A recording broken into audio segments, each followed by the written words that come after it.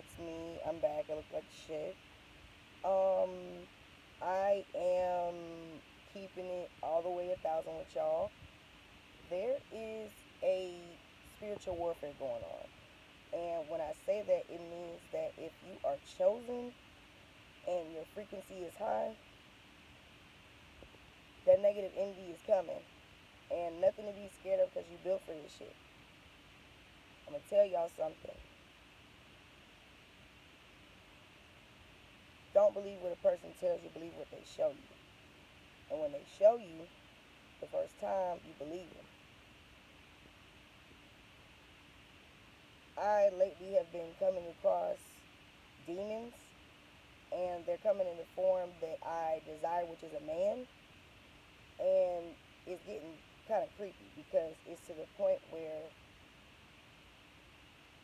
I can feel it. And when I feel it, I ignore this shit, and that's why I always get my ass caught up. So let me tell y'all what happened. So boom, so I met this guy, moved to a new state. I moved into my apartment on the first. I met him through a friend of mine. Seemed real cool. He's cool. Stay with him all weekend. He's real cool. He try to fuck none of that shit. Yesterday, we got high or whatever. He's acting kind of weird, but I didn't really pay it too much of attention. So he told me that he did something I didn't like, and when I got back to his house, we could talk about it. So something in the pit of my stomach was just like, Ariel, don't say nothing, don't say nothing, and that was God. You feel me? And I don't go against God, but like, there's no but. I don't go against God, but in my heart, I feel like I need to get my shit off, and not no disrespect, because I'm not confrontational. Because one thing I learned from fucking with narcissists is, bitch, they love confrontation, and if you give it to them, they gonna eat that shit up. So we in the house, we talking, and the situation was I make music and I like to write songs and shit. He makes music too, so that's kind of why we linked up and we clicked.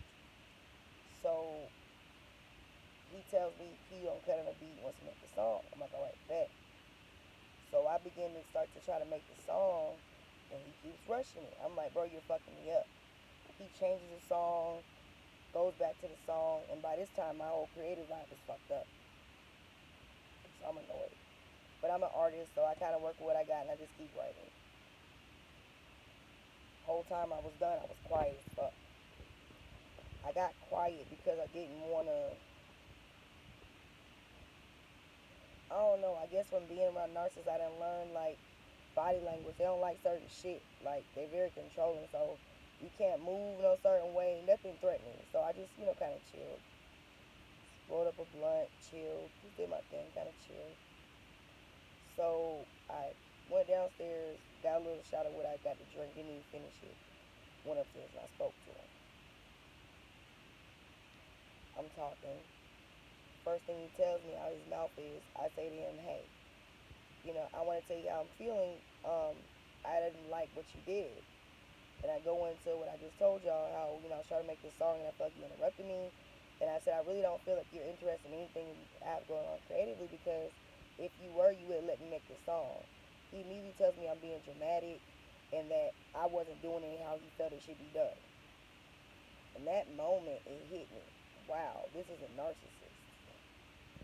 And it's crazy because the signs be there, but they don't be there.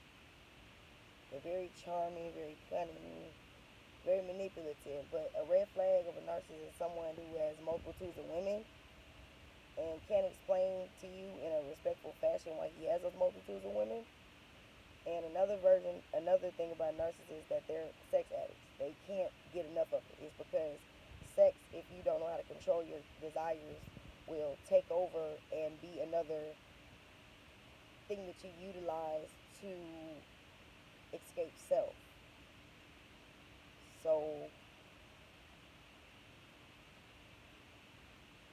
the conversation, on Be Real, was about I was asleep last night, but I wasn't asleep, and the nigga was jacking off and shit. You feel me? And he wasn't with me in the bed, but he was in the bathroom, and I heard him. But to me, that's weird because it's like if we don't have a conversation about sexuality, open, there's no reason for you to be doing all that. So that's really what I want to talk about. I was offended. Boom. So we didn't even much get to that. The focus was how I fucked up my song and it's my fault, etc. Now, mind you, I stopped them and I told them, hey, you're not finna do that. That's one thing you got to do with these people. You have to stop them in their tracks. If they're attacking you, stop them because it's going to make them have to double back and kind of redo what they're doing. I said, hey, what I'm doing is not dramatic. This is the way I feel and it's real. And at the end of the day, I respect that you don't understand and cannot relate, but you're not going to take away from the way I'm feeling. Boom.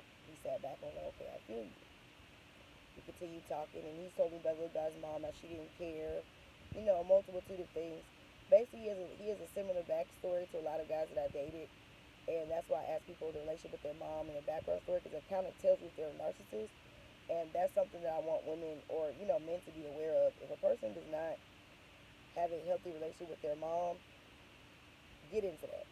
And it could be my situation where your parent was a narcissist, and you were narcissistically abused, or your parent was just an asshole. They did narcissistically abuse you, but they put you through so much trauma that you became one of your damn self. So with this individual, that's pretty much what he has going on. So we literally go through it. I'm shaking, my body's reacting physically, but I'm mentally trying to get on top of that, and control the shit.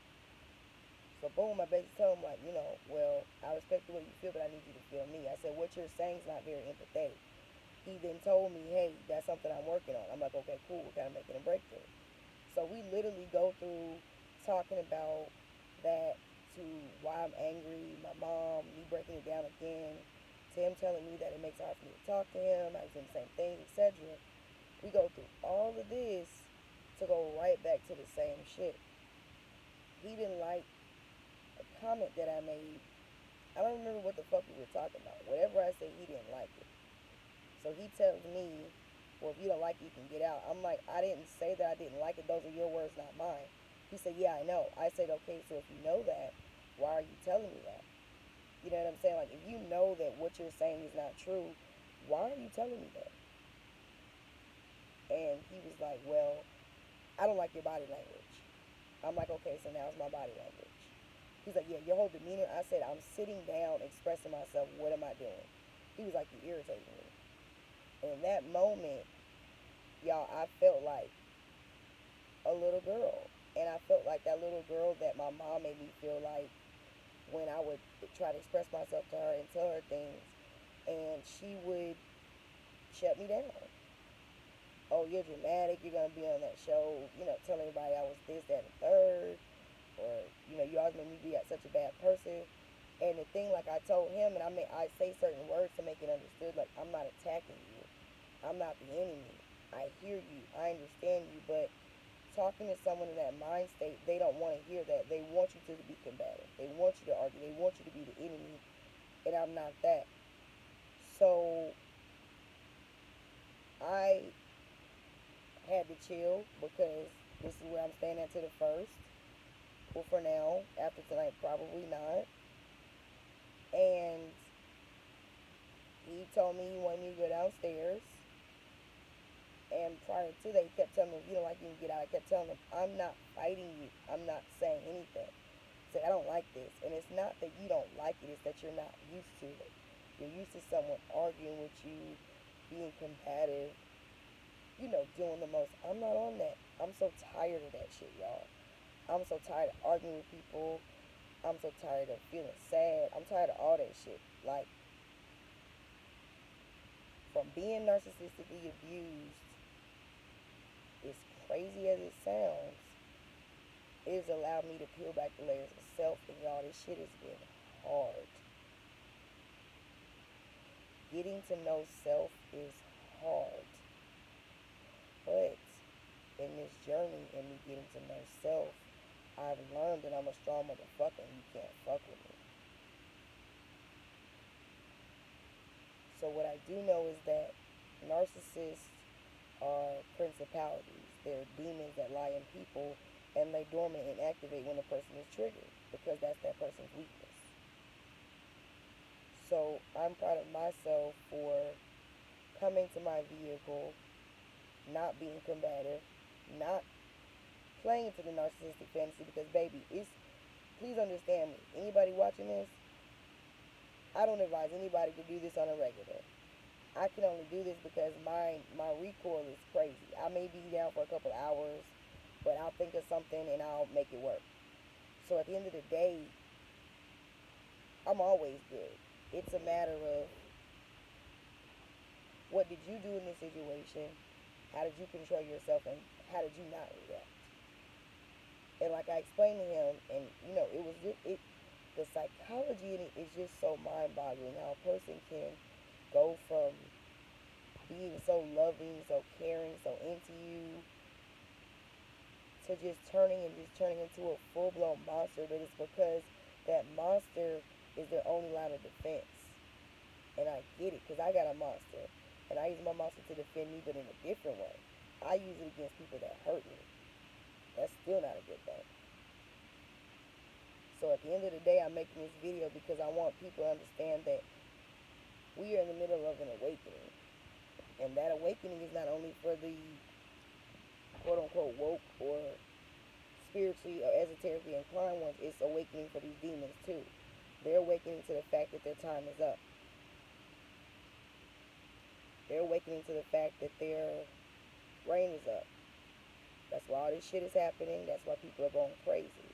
And for the last month and a half, shit has been going crazy. Not in a bad way, but it's been making me show up and show out. I promised the universe that I was going to be a good person. I promised the universe that I was going to put my first foot forward. And I promised the universe that every day, no matter what anybody did to me, I was going to take it upon my mother. The light went out, but it's cool. I was going to take it upon my motherfucking self to use each and every scenario and situation as a learning experience. So tonight, in this experience, I've learned that I'm a powerful motherfucker. And I mean that. How do I know? Because these demons can't fuck with me, bro. And if the lights were on, you can see me. It's giving tears to my eyes because I feel the power of the universe and it's real. When you rock with the universe, it rocks back with you, bro. What I want anybody watching this channel to know, stay down, bro. Don't you give up. Like Nipsey said, don't you ever fucking fold. No matter what is brought against you, you will overcome it. You will push through it. And you will come out on the other side. And you don't have any other choice. Because, baby, if you choose to not push through it, the other side is not what you want. I want y'all to stay down. And remember, keep your circle small. Like Nipsey said, small and everybody can go. Take care of yourself.